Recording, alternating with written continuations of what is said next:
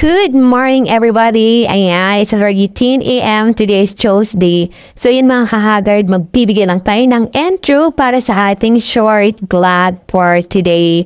Ayan, so dahil kahapon, galing nga tayo ng Manila and kagabi tayo nakauwi dito sa Tagaytay. So ginabi na tayo pero okay lang yun. At least nakarating tayo ng safe. So ayun, grabe ang ganda pala talaga ng Pilipinas mga kahagard dahil dito parang sa daanang ito, dito sa may Pasay, sa may Malapisya malapit, napakaganda. Hindi mo na kailangan pumunta ng ibang bansa mga kahagard dahil dito parang sa Pilipinas makikita mo na yung kagandahan talaga ng ating bansa mga kahagard. So ayun mga kahagard, panoorin nyo yung aking napakaikling video mga kahagard. Tara na, let's go! Hello mga kahagard! Ayan, magandang hapon sa ating lahat.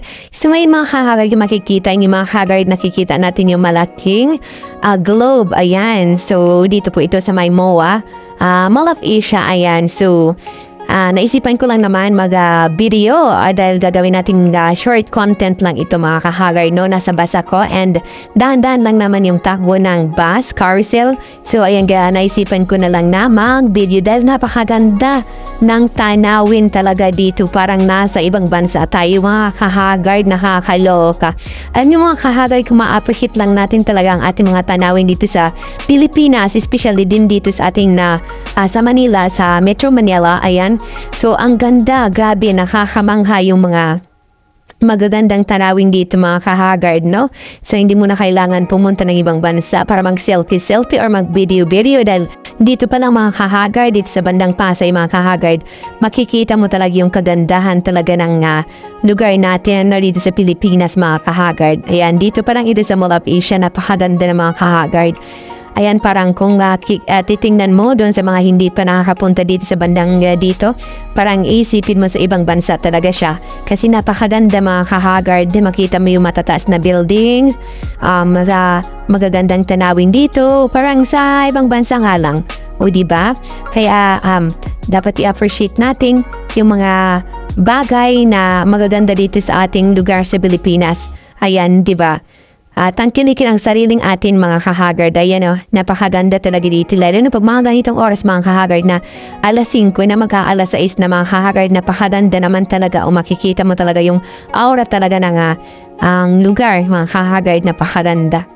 Ayan, konti na lang yung makikita mong medyo araw, pero ayan, makikita mo na kahit medyo makulimlim, napakaganda talaga ng kanyang view dito sa may Pasay, ito dito sa may malapit sa may Mall of Asia mga kahagard. Napakaganda talaga, diba? Di mo na talaga kailangan pumunta ng ibang bansa para makakita ng mga ganitong kita mo naman, napakalawak. Sana ganito lagi, no? Napakaganda, may malalaking buildings, malls, grocery stores. Ayan, meron pa mga ng Chinese dyan. Ayan, so ayan, napakaganda talaga ng Pilipinas, nakakamangha din talaga ang mga tanawin dito.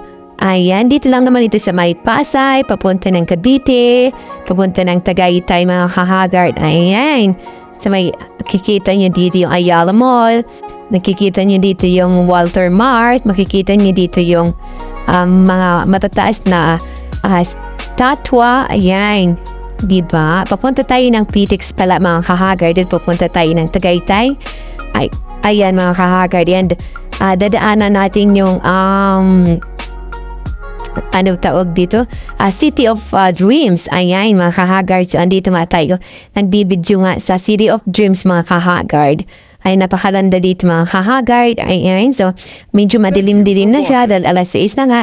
Ayan, so ginagabi na nga ako sa akin pag-uwi sa Tagaytay. Ayan, ayan yung City of Dreams dito sa Pilipinas matatagpuan. Ayan, kung mayroon magagandang tanawin dun sa ibang bansa, syempre hindi tayo magpapakabog dahil dito sa Pilipinas ang pinakamarami ding magagandang pasyalan, di ba? Tulad ng mga waterfalls. Ayan, mga beaches dito, mga kung ano-ano pang makikita mo na napakaganda dito sa Pilipinas. Kaya tangkilikin ang sariling atin at i-promote ang sariling atin, di ba? Dahil isa tayo sa pinagpala na bansa, hindi man tayo ganun kayaman, di ba? Ayan, so thank you so much sa inyong lahat. Maraming salamat. God bless us all, everyone.